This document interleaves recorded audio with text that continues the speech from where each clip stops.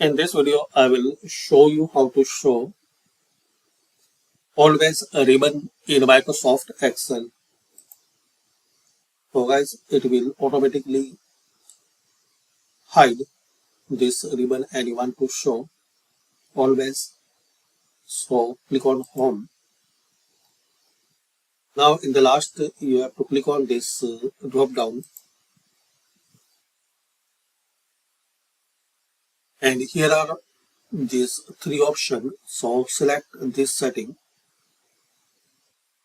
Always show ribbon. Pins the ribbon to show ribbon.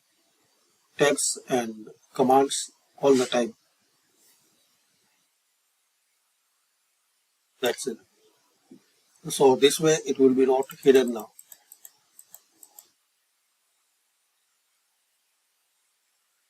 Again, you need to hide automatically. So click here and select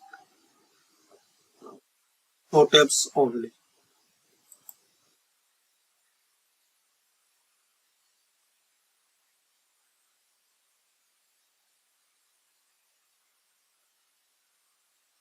So thanks for watching.